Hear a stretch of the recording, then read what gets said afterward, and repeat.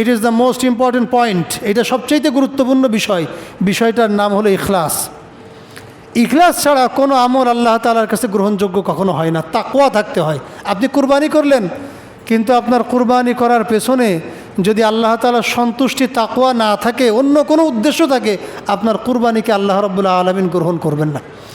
কুরআনুল কারীমের সূরাতুল হজ সূরা নম্বর 22 আয়াত নম্বর 37 আল্লাহ তাআলা বলেন, লা ইয়ানালাল্লাহু লুহুমুহা ওয়ালা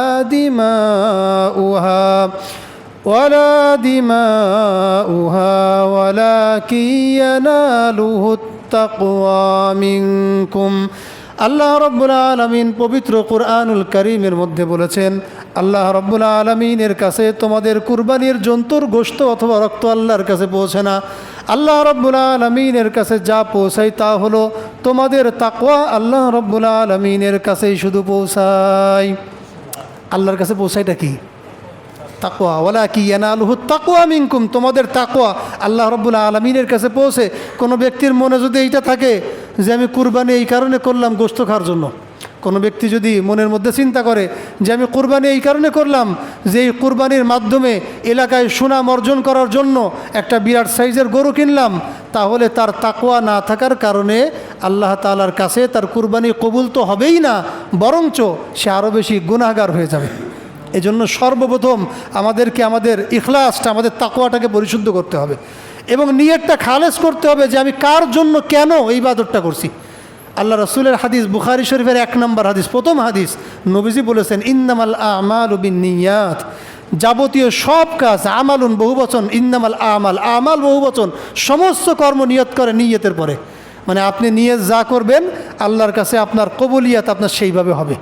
এজন্য আপনি যদি নিয়ত করেন যে আমার এইটা দিয়ে আমি ফেসবুকে ভাইরাল হতে চাই, এর মাধ্যমে মানুষের কাছে সুনাম ক্রয় করতে চাই, এই মাধ্যমে মানুষের কাছে আমার সম্মান বৃদ্ধি পাবে, কুরবানি না করলে মানুষ কী বলে এই জন্য করি, এই নিয়ত যদি আপনার থাকে তাহলে আল্লাহর কাছে আপনার কুরবানি গ্রহণযোগ্য হবে না। It will not be accepted. এটা কখনোই আল্লাহর কাছে কি হবে না? গ্রহণযোগ্য আল্লাহর কাছে হবে না। হাদিসের কিতাবের নাম মুসলিম শরীফ, হাদিস নাম্বার 2564, 2564। এই হাদিসের মধ্যে আল্লাহ রাসূল সাল্লাল্লাহু আলাইহি ওয়াসাল্লাম বলেছেন, ইন্নাল্লাহা লা ইয়ানজুরু ইলা সুওয়ারিকুম ওয়া আমওয়ালিকুম ওয়ালাকিন ইয়ানজুরু ইলা কুলুবিকুম ওয়া আমালিকুম। নিশ্চয় আল্লাহ রাব্বুল আলামিন তোমাদের বাহ্যিক অবয়ব, তোমাদের আকৃতি, তোমাদের ধন সম্পদ, তার দিকে আল্লাহ তাআলা দেখেন না। আল্লাহ কি দেখেন? ওয়ালাকিন ইয়ানজুরু ইলা কুলুবিকুম ওয়া আমালিকুম। আল্লাহ তাআলা তোমাদের হৃদয় এবং তোমাদের আমলের দিকে আল্লাহ তাআলা দৃষ্টি দান করেন। এই জন্য আমাদের সম্পদের মোহে পড়ে, সম্পদের জোরে 20 লাখ 25 লাখ টাকার গরু কিনে মানুষের সামনে সম্মান প্রদর্শন করার দরকার নাই।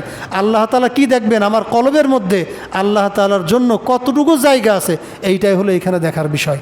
এই জন্য ইখলাসটা আমরা পরিশুদ্ধ করতে পারবো তো ইনশাআল্লাহ। সেটা কালকের থেকে, আজকের থেকে না, এখন থেকে। এখনই আমাদের নিয়তকে সাফ করি। আমার কুরবানি এটা শুধুমাত্র কার জন্য? আল্লাহ পাক রব্বুল আলামিনের জন্য।